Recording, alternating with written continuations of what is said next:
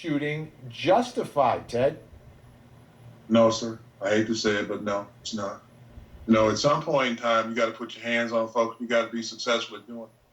Three guys walking behind that man like ducks following a mother duck is ridiculous. It's a tactical issue.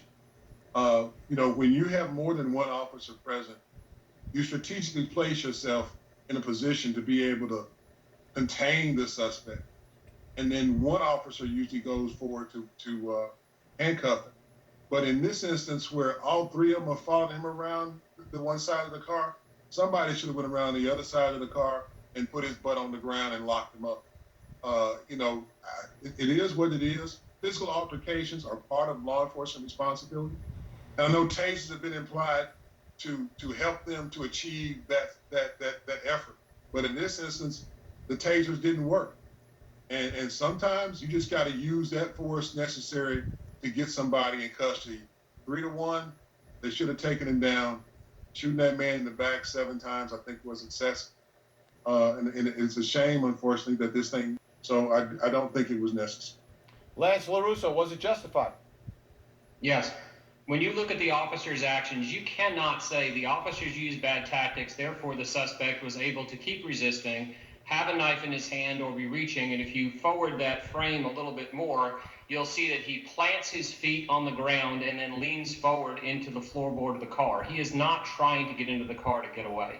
So you cannot take the second guessing of the officer's tactics and then say that they could not use deadly force when they were presented with a threat. If he had a knife in his hand and refused to drop it, and now he is entering an environment that they don't have control over with children in the back seat, the only target available to them at that time is his back, and I think ultimately this is going to be ruled a justifiable shooting. I think he should have pushed him into the car.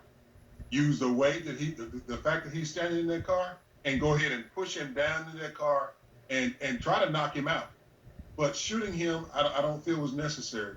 This is a. And what we are hearing is that he was known to conceal a gun in the car and had been making comments that he had a gun in the car, and he was known to have a gun in the car. So pushing him in the car is not even more reason to avoid. That's even more reason to deny him the ability to get into the car, and that's what they're trying to do.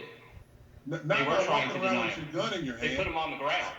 So that's it. Twice. They should have held him on the ground. That's tactics. They tried. That's tactics. But again, once he stepped into that vehicle and he's that close to him, I would have made sure he got into that vehicle with my weight on him, not my pistol in his back pulling the trigger. We have to be conscientious. He stepped into that vehicle.